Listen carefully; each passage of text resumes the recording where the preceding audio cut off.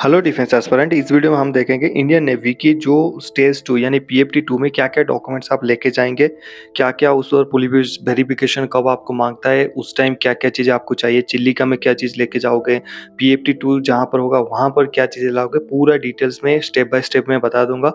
इसके अलावा आपको कोई भी डॉक्यूमेंट्स नहीं चाहिए, इसलिए वीडियो को पूरा बिना स्किप किए हुए, बिना फॉरवर्ड किए हुए पूरा देखना, क्योंकि मैं नहीं चाहता आप कुछ भी डॉक्यूमेंट भूल के जाइए घर से, ठीक है? तो यहाँ पर पहली बात तो आपकी जो एप्लीकेशन आप फ़िल करोगे, जो पीएफटी 1 या फिर स्टेज 1 मान लीजिए, www.joinindianavy.gov.in यहाँ पर आप फ़िल कर दोगे। फ़िल करने के बाद आपको क्या करना है, ओरिजिनल डॉक्यूमेंट्स लेके जाना है कहाँ पर, जैसे पीएफटी 2 जैसे मान लीजिए आपकी पीएफटी 2 स्टेज एग्जामिनेशन सेंटर, यहाँ पर देखिए, यहाँ से शुरू होता है आपकी डॉक्यूमेंट प्रोसेस। पहले बोला है कि stage 2 examination centre can not be changed allotted by the Indian navy. जैसे आप फॉर्म अप्लाई करोगे, उसके बाद आपको जो भी सेंटर देगा, जहाँ पर भी दे आपके स्टेट में, वो चेंज नहीं होगा। एक बार आपको दे दिया तो वहाँ पर आपको चेंज नहीं होगा, ये ध्यान रखना, ठीक है?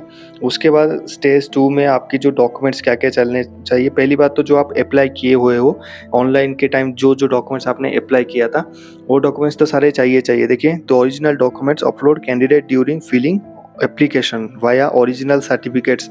आपके जितने भी सर्टिफिकेट्स है, 10th का, 12th का मार्कशीट्स, उसकी ओरिजिनल सर्टिफिकेट लेके जाना है। 10th और 12th का सर्टिफिकेट, उसके साथ उसकी जो ओरिजिनल मार्कशीट्स वगैरह सारे लेके जाना, ठीक है? उसके बाद मार्कशीट भी बता दिया, सर्टिफिकेट आपका बता दिया। डोमिसाइल सर्टिफिकेट यानी आपकी जो रेसिडेंस जहाँ पर है, वो डोमिसाइल सर्टिफिकेट बहुत इंपॉर्टेंट सर्टिफिकेट है, उसको ओरिजिनल लेके जाना।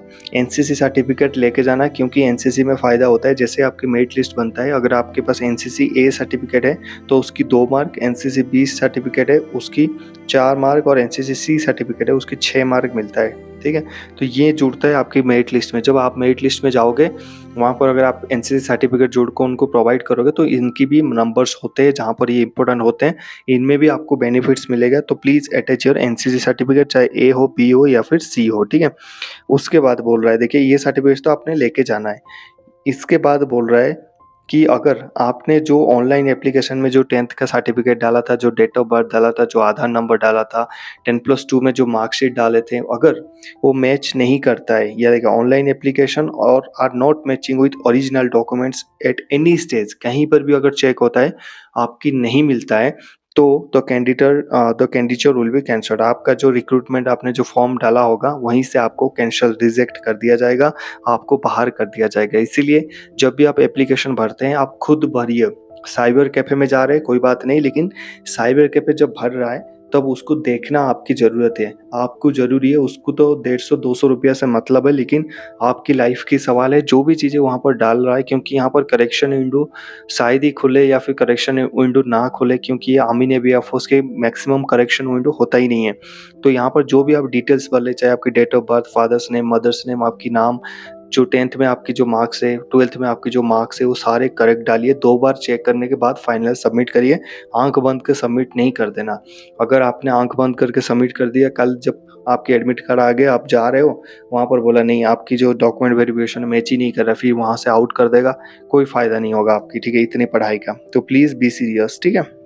चलो, उसके बाद क्या यहाँ पर दिया है कि candidate declaring incorrect domicile certificate. मैंने बोला था ना, डोमिसाइल सर्टिफिकेट बहुत इंपॉर्टेंट होता है। अब क्यों होता है, मैं आपको थोड़ी नॉलेज दे देता हूँ।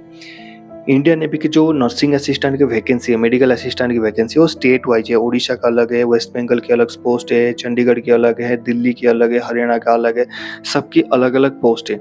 अगर मान लीजिए आप उड़ीसा के रहने वाले हो और आप मतलब एक्चुअली उड़ीसा में रहने वाले हो, लेकिन हरियाणा में ज़्यादा पोस्ट था, वहाँ पर डाल दिया आपने। डोमिसाइल आपका हरियाणा मतलब उड़ीसा का है, आप रहते हो हरियाणा में, तो यहाँ का तो आपके डोमिसाइल सर्टिफिकेट नहीं बना, आपका बना उड़ीसा का। तो उड़ीसा में आपको डालना चाहिए था, लेकिन आप हरियाणा में रुक रहे हो, इसलिए हरियाणा में डाल दिया, इसलिए आपकी ये रिजेक्ट हो जाएगा, क्योंकि आप उनकी एक वैकेंसी ले रहे हो।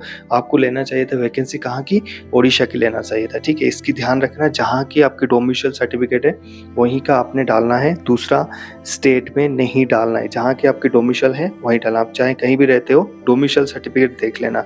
अगर आप रहते हो उड़ीसा से बाहर होकर बंगाल में रहते हो और डोमिसाइल सर्टिफिकेट भी आपकी बंगाल की है, वेस्ट बंगाल की, तो वेस्ट बंगाल में डालना, उड़ीसा में नहीं डालना, ठीक है? जहाँ भी आपकी डोमिसाइल सर्टिफिकेट है, वहीं डालना, क्योंकि वैकेंसी उसी हिसाब से है।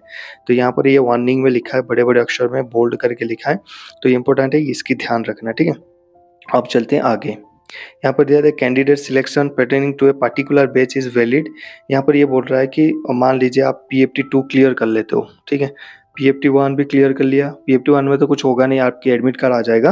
पीएफटी 2 आपने क्लियर कर लिया, पीएफटी 2 क्लियर करने के बाद अगर आपकी नाम सब कुछ करने के बाद भी मेरिट लिस्ट में नहीं आया, तो ये उम्मीद नहीं रखना कि अगले साल जो भर्ती आएगा, मैं यहीं से जो मेरा रिज़र्व में था वो मतलब अगले साल में मेरा फर्स्ट में आ जाएगा, ये नहीं आएगा। आपका रिज़र्व में अगर नाम रह गया तो वो रिज़र्व में भी ले जाएगा, दूसरी बार आपको फ्रेश एंट्री लेना पड़ेगा। यहाँ पर लिखा है द सिलेक्शन प्रोसेस है fresh provide by the meet eligibility criteria for the fresh batch. आपको उसी बैच में या फिर आगे वाले आने बैच में फ्रेश बैच में आपको देना पड़ेगा, वो बैच में आपको कंसीडर नहीं किया जाएगा अगर आपकी नाम रिजर्व कैंडिडेट के नाम पे होता है, ठीक है?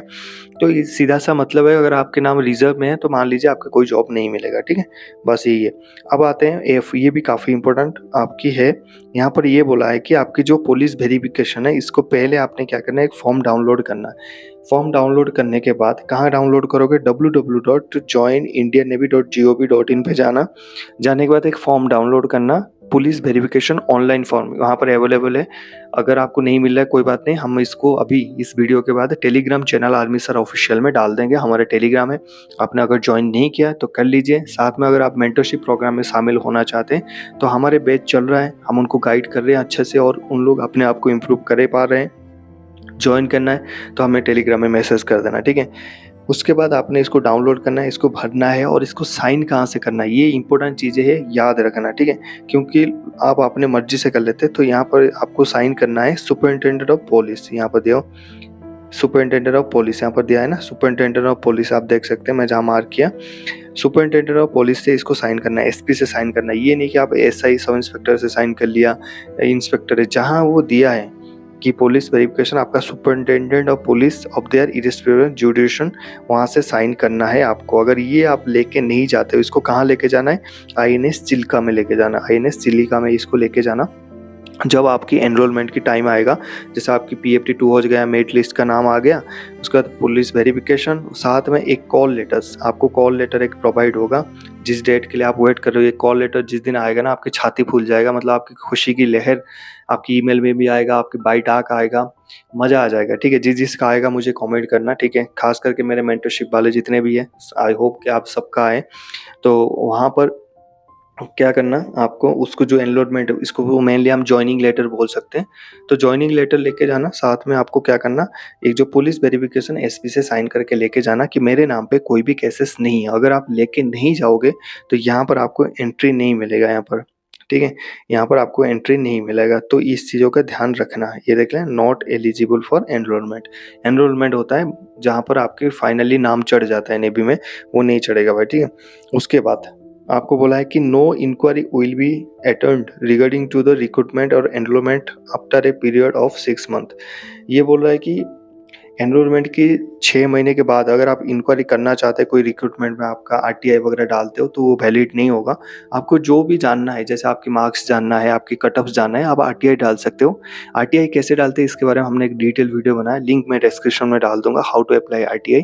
10 रुपये के खर्चा आता है, पक्का डालना, ताकि आपको पता चलेगा आपके कितने मार्क्स थे और कितने कट ऑफ गया था, ताकि एटलीस्ट सिलेक्शन हो चाहे ना हो, आपको पता चल जाएगा कि मैं इतना पानी में था और मुझे इतनी मेहनत करना है आगे जाके, ठीक है?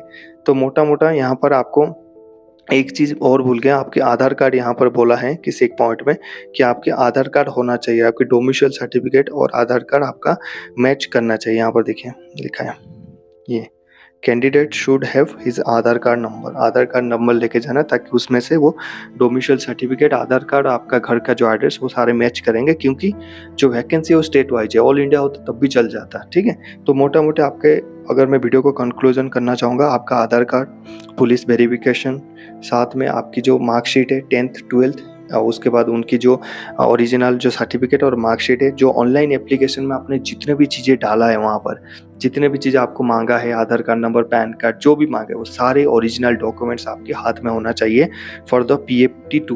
पीएफटी 2 कौन सी सेंटर में देगा वो बता देगा आपको एडमिट कार्ड जब आएगा। और जब चिल्लिका में जाओगे, आप पुलिस वेरिफिकेशन चिल्लिका में लेके जाओगे, जब आपके एनरोलमेंट होगा, आपके फाइनल सिलेक्शन हो जाएगा। तो इतना सा डॉक्यूमेंट्स है, इसके अलावा कोई डॉक्यूमेंट्स नहीं है। इसकी रिगार्डिंग और भी कुछ आपको डाउट हो सकता है, मैं मान सकता हूँ, आप नीचे कॉमेंट करिए, हमारी टीम आपको हेल्प करेगा। मिलते हैं नेक्स्ट टॉपिक में गाइस, जय हिंद। Keep fighting.